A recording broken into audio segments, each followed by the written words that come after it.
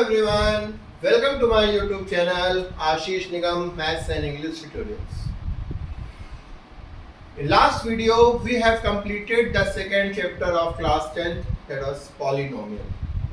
Polynomial का हमने सारे exercises, उसके concepts, वो सारी चीजें last video में discuss की. Now moving forward to the next chapter, that is the third chapter of class 10th. Its title is pair of linear equation in two variables. Pair of linear equation in two variables. हमने last chapter में discuss किया था कि linear equation में क्या होता है, degree 1 होती है. लीनियर इक्वेशन की बात यहां पर भी हो रही है, बट पेयर का मतलब two equation. Pair of linear equation. First of all, जब सिंगल लीनियर इक्वेशन रिप्रेजेंट क्या करता है? लीनियर इक्वेशन जैसे y is equal to ax plus b के फॉर्म में होता है. लीनियर इक्वेशन स्ट्रेट लाइन को डिफरेंस करता है, स्ट्रेट लाइन को रिप्रेजेंट करता है. पेयर ऑफ लीनियर इक्वेशन मतलब टू स्ट्रेट लाइंस को रिप्रेजेंट करेंगे. इसलिए इसमें टू स्ट्रेट लाइंस के बीच के रिलेशनशिप को डिस्कस किया जाएगा. जब दो लाइन होंगी, सिंगल लाइन के लिए एक इक्वेशन, डबल लाइन के लिए दूसरा equation. So pair of linear equation in two variables. तो यहाँ पर टू इक्वेशंस के बारे में बात की जाएगी जो दोनों लीनियर इक्वेशन को एक्सप्रेस करेंगे. टू वेरिएबल्स मीन्स वेरिएबल्स क्या होते हैं? जिनको इनकी वैल्यू वेरी कर सकती हो. मतलब कि अगर हम उसकी जगह कोई भी वैल्यू पुट कर दें तो वैल्यू चेंज हो जाए उस पूरे होल सिनेरियो. ठीक है. So first of all, standard format of linear equation, standard form of pair of linear equation two variables का जो स्टैंडर्ड फॉर्म होता है वो होता है या तो a1x plus b1y plus c1 is equal to 0 और a2x plus b2y plus c2 is equal to 0. या कुछ बुक्स में इसे ऐसा भी लिखा जा सकता है कि a1x plus b1y is equal to c1 and a2x plus b2y is equal to c2. जहां पर x और y क्या है? x और y are two variables and a b c are constant. अगर मैं इसको एग्जाम्पल के तौर पर बोलूं, 2x plus 3y is equal to 7, 5x plus 7y is equal to 8. तो यहाँ पर x y क्या है? वेरिएबल्स हैं. और a b c d, a1 b1, c1 c2, a2 b2, ये क्या है? वेरिएबल्स. सॉरी, ये क्या है? कांस्टेंट्स. ठीक है. अब यहाँ पर ये चीज समझने की है हमें, जो हमें ध्यान देने की है कि सिंगल लाइन में तो कोई बात ही नहीं थी, बात खत्म हो जाए. सिंगल लाइन कैसे भी ड्रॉ कर दो, स्ट्रेट लाइन बन गई. लेकिन जब पेयर ऑफ स्ट्रेट लाइन है, दो स्ट्रेट लाइंस की बात हो रही है, तो उनके बीच कितने रिलेशनशिप पॉसिबल है? पेयर ऑफ स्ट्रेट लाइन में कितने रिलेशनशिप पॉसिबल है, वही इस चैप्टर की खासियत है.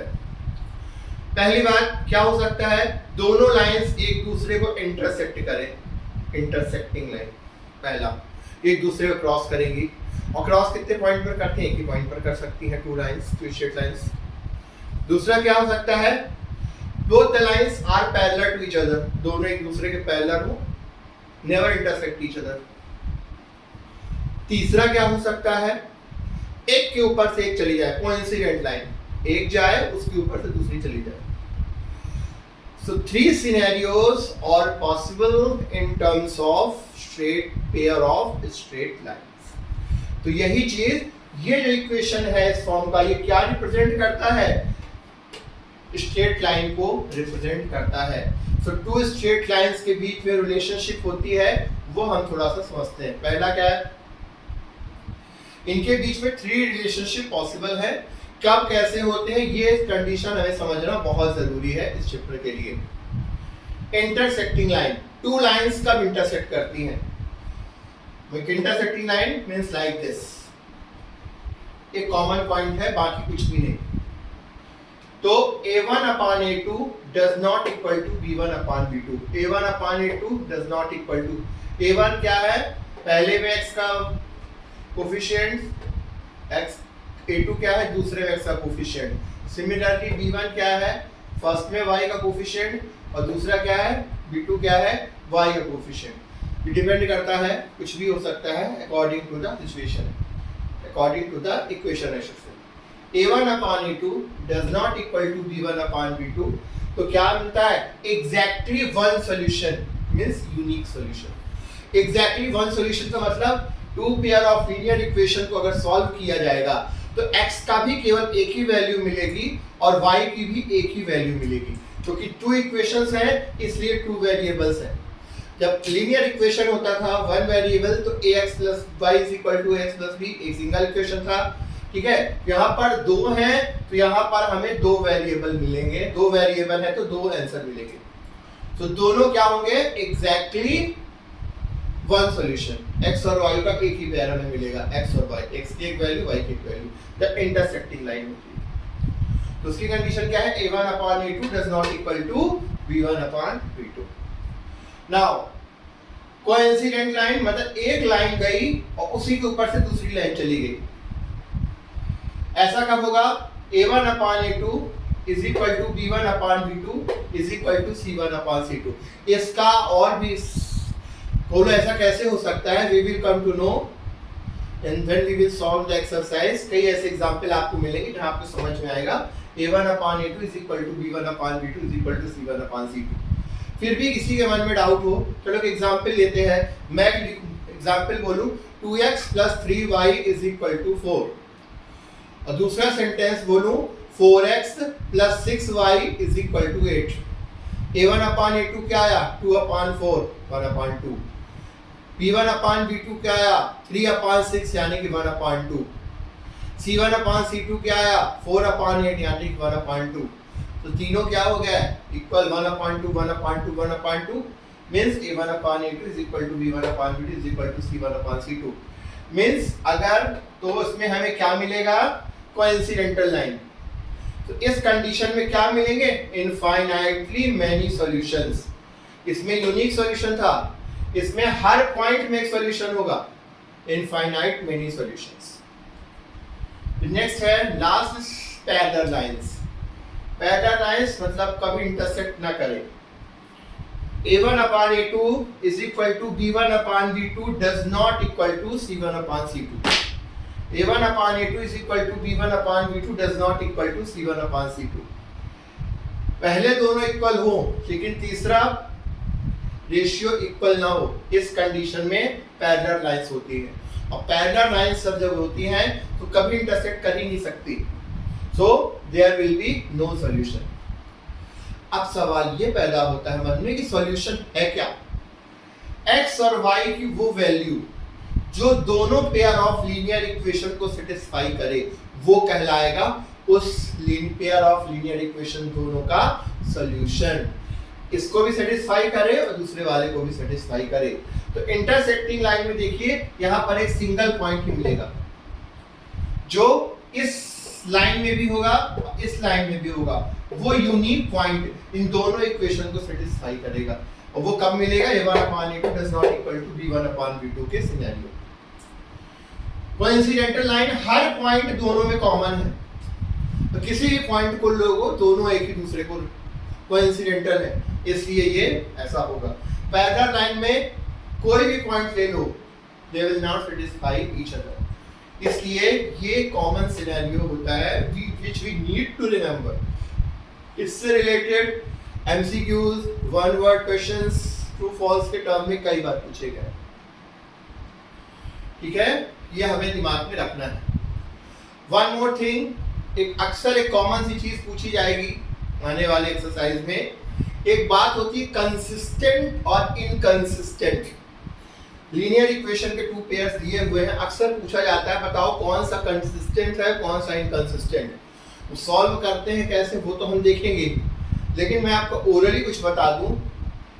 दो कंडीशन में इंटरसेक्टिंग लाइन और कोइंसिडेंटल लाइन, अगर ये दो कंडीशन आती हैं किसी भी पेयर ऑफ लीनियर इक्वेशन, वो क्या कहलाएगा, consistent.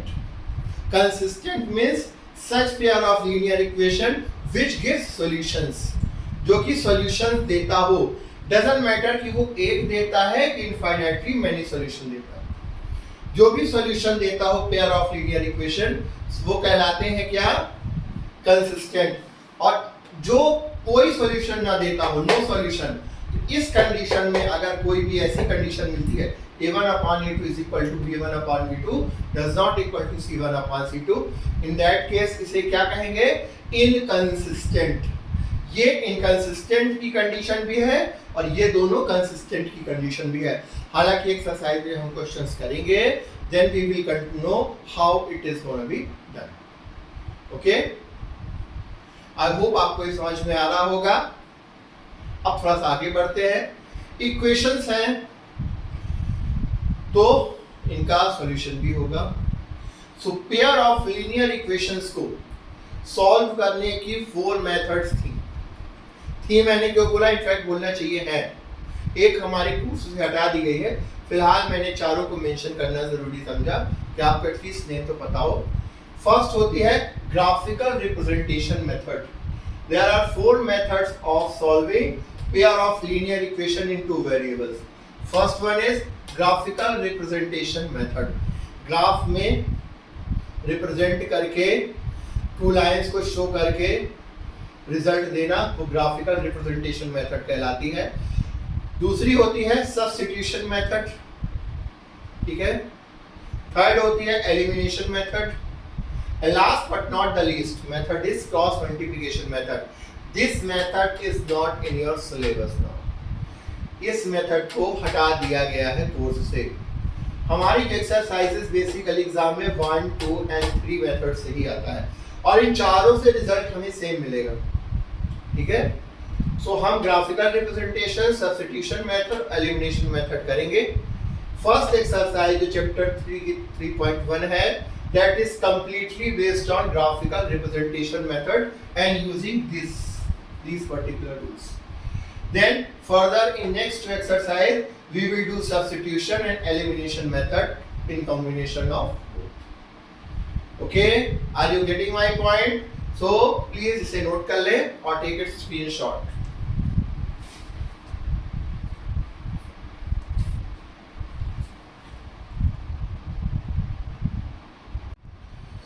Now moving forward to the exercise 3.1 of this chapter, जो कि completely इसके सारे questions फर्स्ट मेथड जो हमने बताई ग्राफिकल रिप्रेजेंटेशन मेथड पर बेस्ड है, ठीक है।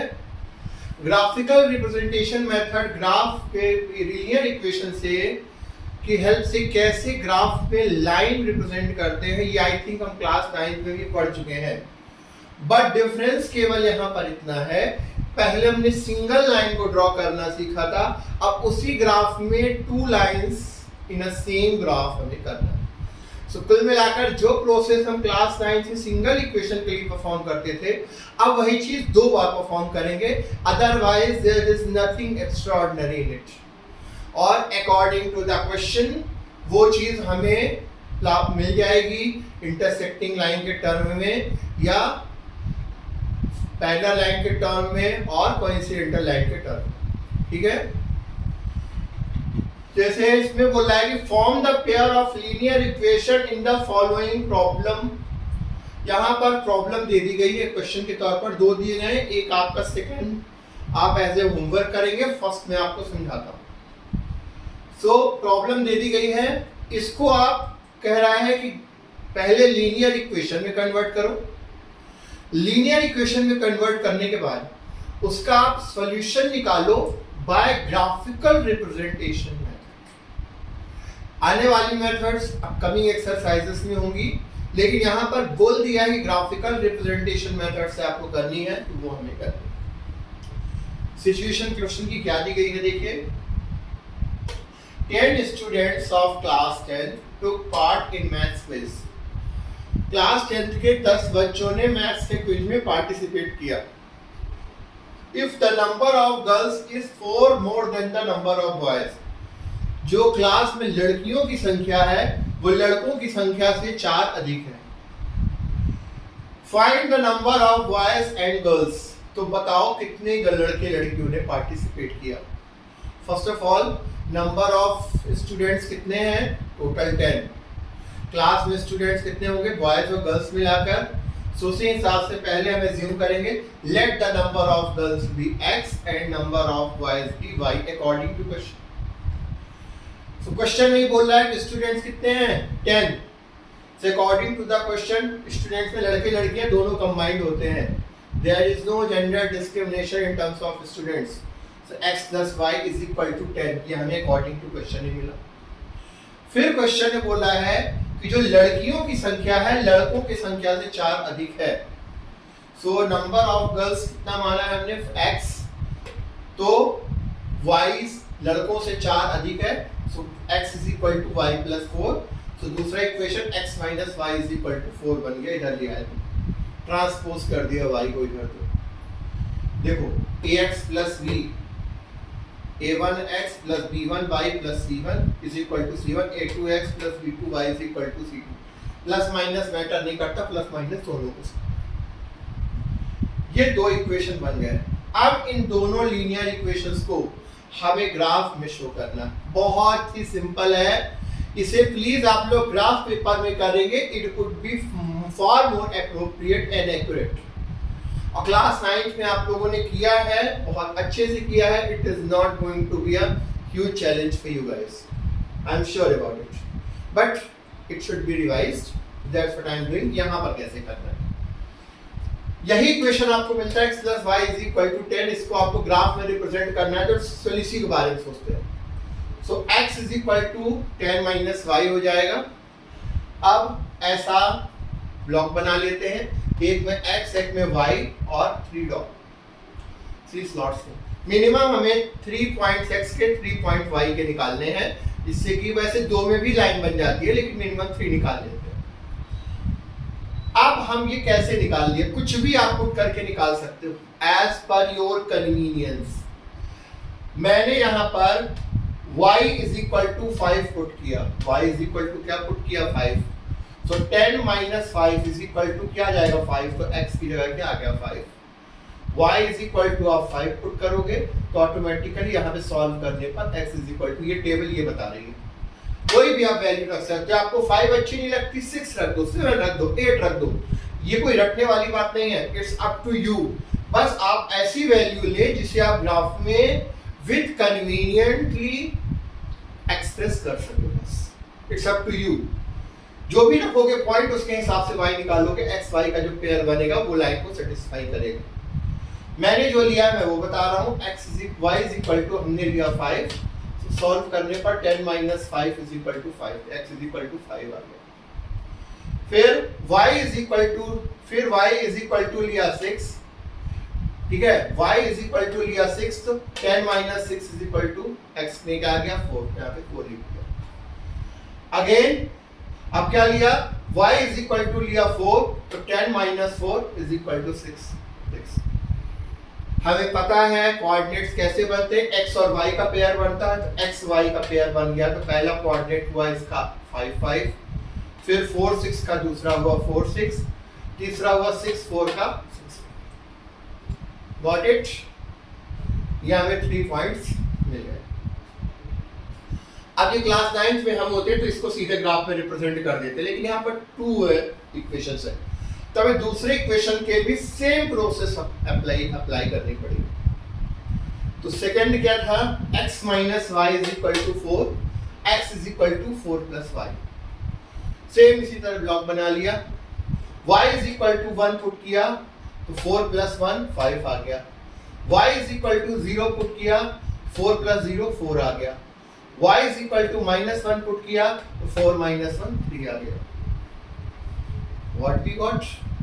We got 3 points from this line, straight line equation, and 3 points from this. अब सेपरेटली इनको ग्राफ में रिप्रेजेंट कर देंगे। x dash, y dash. ये हमें फिर से मैं थोड़ा सा रिवीजन करा देता हूँ।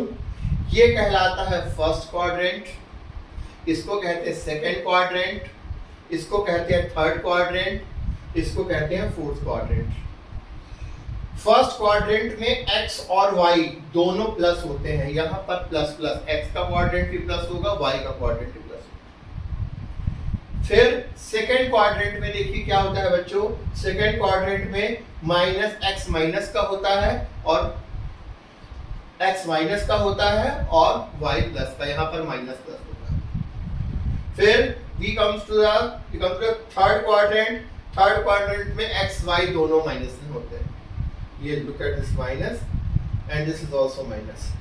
एंड फोर्थ क्वाड्रेंट में यहाँ पर क्या होता है, x प्लस का होता है और y माइनस का होता है, प्लस माइनस।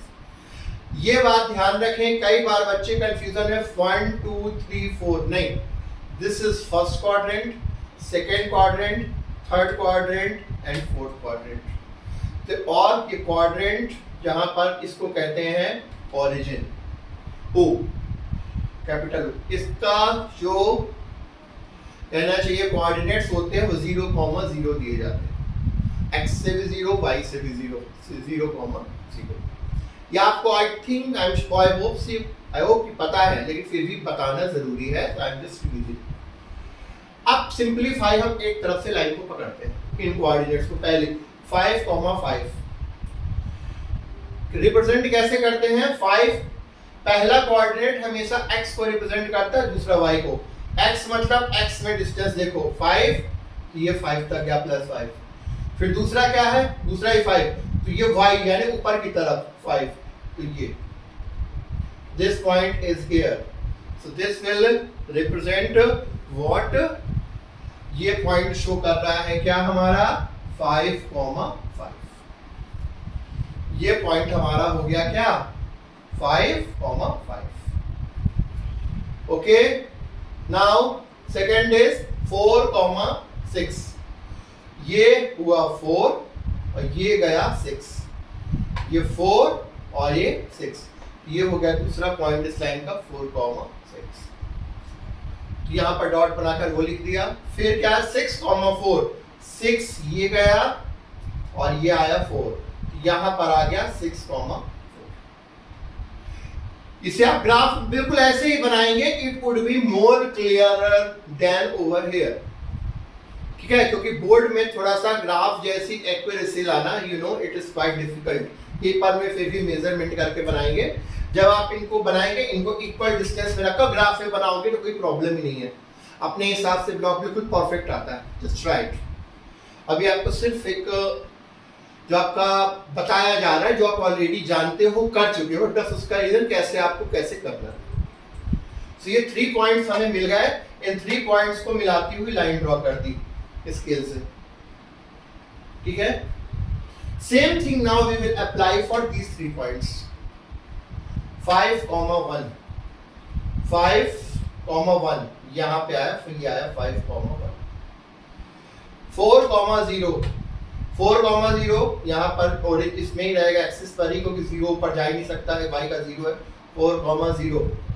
फिर अगला पॉइंट है 3 - 1, ये गया 3 प्लस में और -1 यानी कि नीचे, ये आया 3 - 1, 1 2 3, इन तीनों पॉइंट्स को मिलाती हुई लाइन ड्रॉ कर दी। अब ये लाइन जिस पॉइंट पर कट कर रही है वो पॉइंट यहां पर मिला, कहां पर मिला, 7x में और 3y में, 7,3 पर ये पॉइंट ऑफ इंटरसेक्शन हमें मिला। तो जो इसका पॉइंट ऑफ इंटरसेक्शन है वही इस क्वेश्चन का आंसर है, ठीक है। सो 7 किसको रिप्रेजेंट करता है, x कोऑर्डिनेट को, 3 किसको रिप्रेजेंट करता है, y कोऑर्डिनेट को। तो x हमने क्या अज्यूम किया था, x is equal to number of girls, और y हमने क्या अज्यूम किया था, तो नंबर ऑफ बॉयज। सो इस फिगर से we can observe that these lines intersect each other at point 7,3। हमें क्या पता चल रहा है, ये 7,3 पर एक दूसरे को इंटरसेक्ट कर रहे हैं। So the number of girls क्या होगा, x कोऑर्डिनेट यानी कि 7, और नंबर ऑफ बॉयज कितने होंगे, 3। तो 7 बॉयज एंड 3 गर्ल्स। समझ में आया बच्चों कि कैसे करेंगे हम इसको। जस्ट क्लास 9th के जैसा ही है, बस उसमें सिंगल लाइन शो करना होता था, हमें सिर्फ कोऑर्डिनेट्स को, ऑर्डिनेट्स और उसके एब्सिस का को शो करना बताया गया था कैसे करते हैं। अब उसके थ्रू सिंगल लाइन था, यहाँ पर हमें डबल लाइन बनानी है और डबल लाइन में क्रॉस पॉइंट हमें जो मिलेगा वही हमारा अल्टीमेट सॉल्यूशन। समझ में आया आपको? नेक्स्ट क्वेश्चन जिसका सेकंड नंबर है इसके साथ का, you have to attempt yourself, इसे आप लोग करिए इन द सेम वे, इसमें कोई प्रॉब्लम नहीं जाएगी।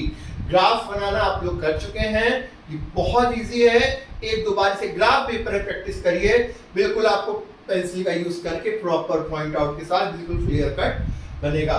ये सॉल्व करना रिलेटिवली वेरी इजी है। I hope you got my point, please note it down और टेक इट स्क्रीनशॉट।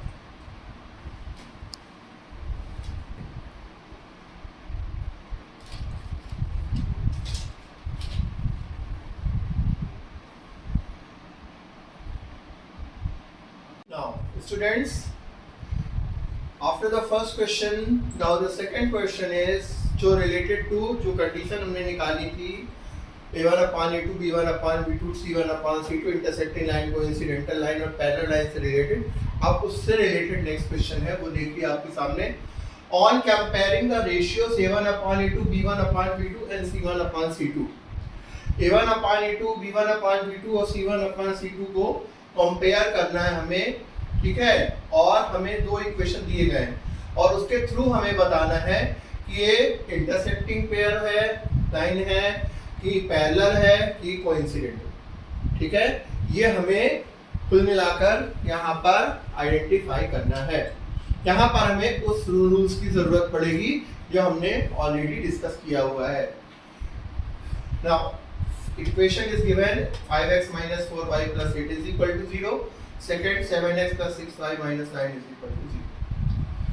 तो सबसे पहले क्या इनको कंपेयर करते हैं स्टैंडर्ड लीनियर इक्वेशन से, जो हमने थोड़ी देर पहले डिस्कस किया।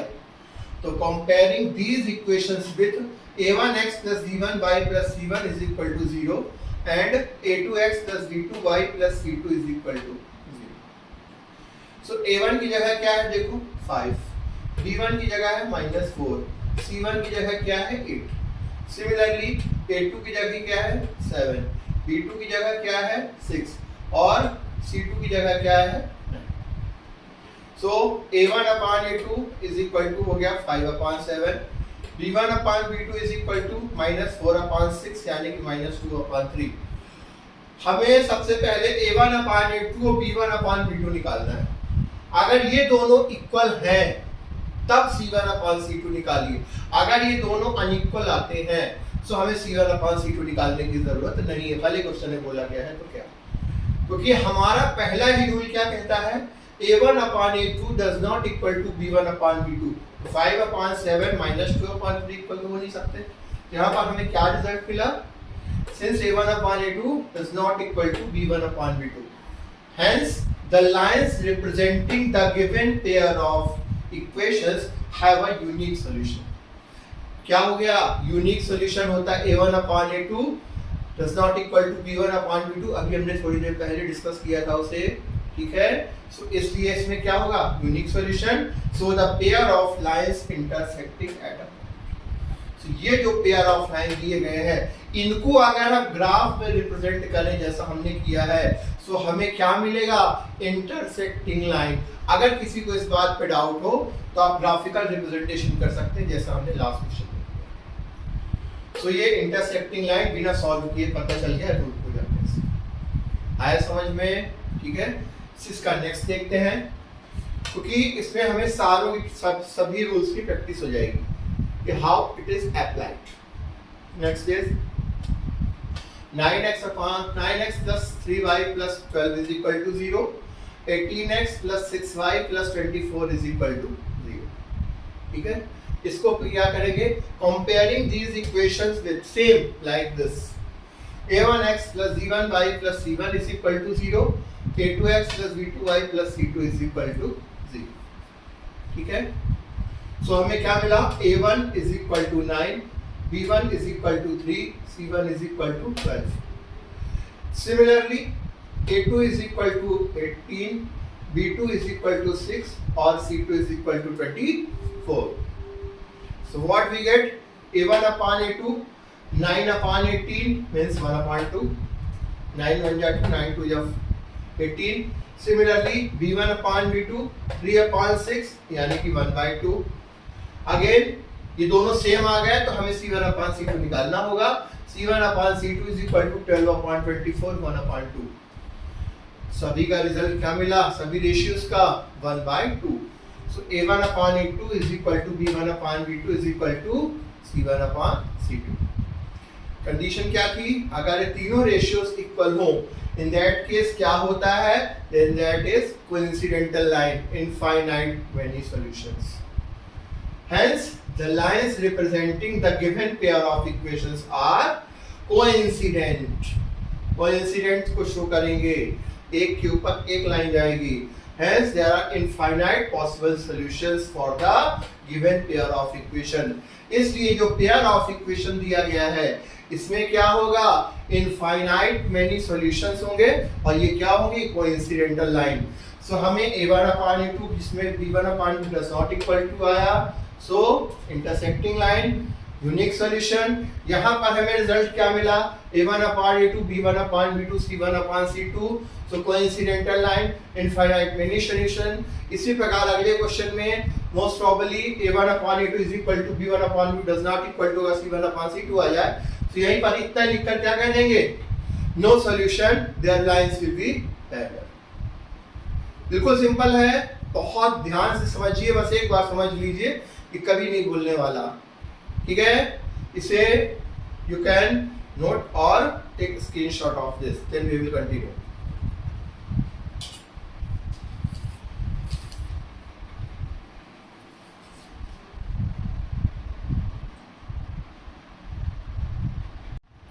Now students, moving to the next question, same। Next third है 6x minus 6y plus 10 is equal to 0, same।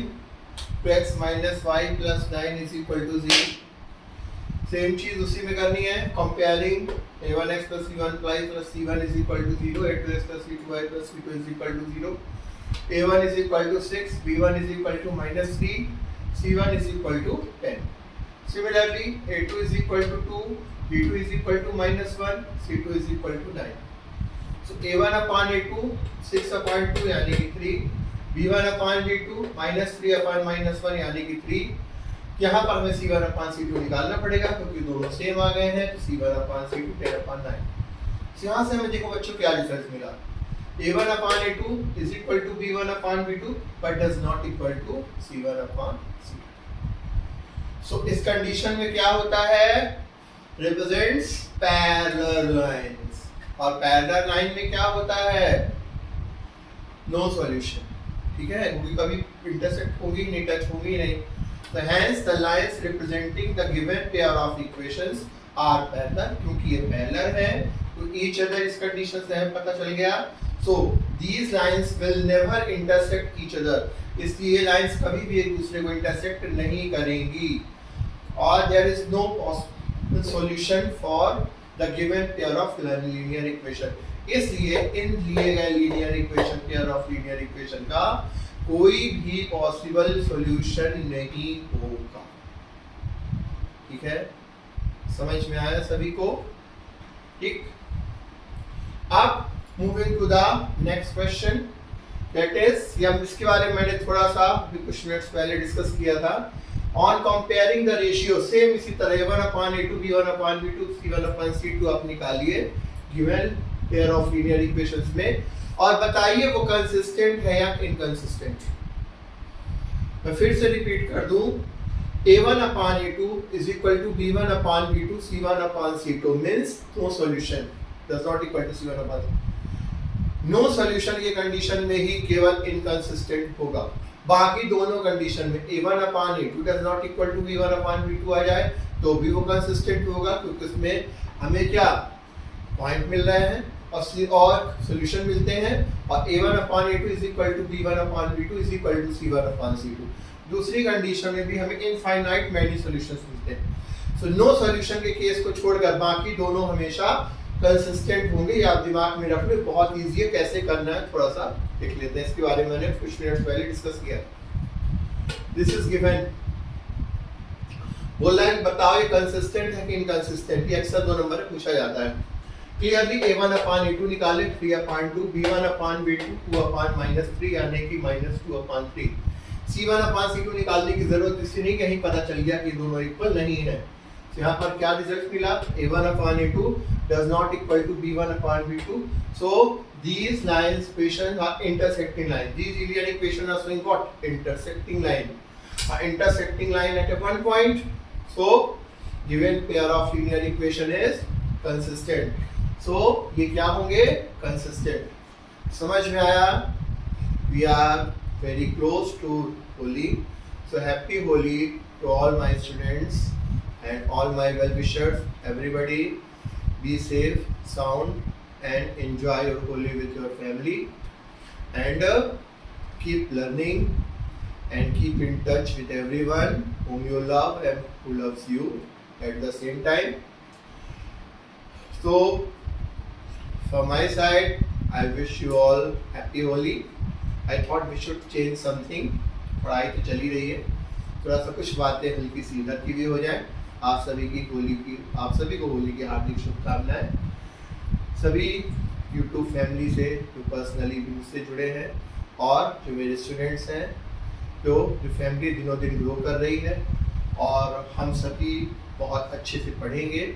I will try to teach you my level best in upcoming days also. So I wish you all happy Holi to all of you, and I hope आप सभी को चीज़ें समझ में आ रही हैं। सो I just wish कि हमारा ये रिलेशनशिप यूट्यूब के थ्रू, इस मोबाइल के थ्रू, इस कम्युनिकेशन के थ्रू जो जुड़ा हुआ है as a teacher and students, this will remain great and consistent. और please do subscribe my channel and share with your friends, इससे कि हमारी ये फैमिली और बड़ी हो और हम और अधिक पढ़ें और आगे बढ़ें। Happy Holi once again, and do subscribe my channel and share with your friends, like and comment. Now moving forward, question number second, same thing. 2x minus 3y is equal to 8, 4x minus 8 6y is equal to 9. Here a1 upon a2 2 upon 4, so 1 upon 2 हो जाएगा, 2 1 2 2 2 जा 4। b1 upon b2 minus 3 upon minus 6 यानी कि 1 अपान 2, c1 upon c2 8 अपान 9। तो यहाँ पर क्या हुआ, a1 upon a2 is equal to b1 upon b2 c1 upon c2। कौन सी कंडीशन आ गई? नो पैरेलल लाइन वाली। तो their line equations are parallel to each other, ये पैरेलल है, इसलिए कोई सोल्यूशन हो नहीं सकता। और इसी कंडीशन बस में हमें ध्यान रखना है, इनकंसिस्टेंट केवल यहीं पर होगा। ये है तो लिख देंगे हम क्या, it is inconsistent. Okay, moving to the next one. 3 upon 2x plus 5 upon 3y is equal to 7। Same thing, a1 upon a2 3 upon 2 upon 9, 9 ऊपर चला जाएगा, 3 upon 18 तो 1 upon 6। b1 upon b2 5 upon 3 upon minus 10 is equal to minus 10 ऊपर चला, यो minus का sign ऊपर चला गया, 10 ऊपर चला गया, minus 5 upon 30 तो minus 1 upon 6। Clearly हमें c1 upon c2 we don't need to calculate over here as a1 upon a2 does not equal to b1 upon b2। So therefore यहाँ पर क्या रिजल्ट मिला भाई, लीनियर इक्वेशंस जो है वो क्या है, intersecting each other because a1 upon a2 does not equal to b1 upon b2। So therefore it is consistent। ये कैसा linear equation, pair of linear equation consistent होगा। Remaining for two questions in the same way, you just need to solve like this, a1 upon a2 b1 upon b2 c1 upon c2। देखिए अगर ये वाली condition आती है no solution वाली तो उसे कह दीजिए वो इनकंसिस्टेंट है। बाकी ये दोनों कंडीशन अगर आती हैं, या a1 upon a2 is equal to b1 upon b2 is equal to c1 upon c2 and this one, इन दो कंडीशन में उसे कंसिस्टेंट बोल दीजिए और एक कंडीशन में केवल इनकंसिस्टेंट। अदरवाइज ये क्वेश्चन बहुत सिंपल है, ये हमने थोड़ी देर पहले भी डिस्कस किया था, and this is the way of writing and solving it. Please note it down और take a screenshot of this so that you can easily write it down।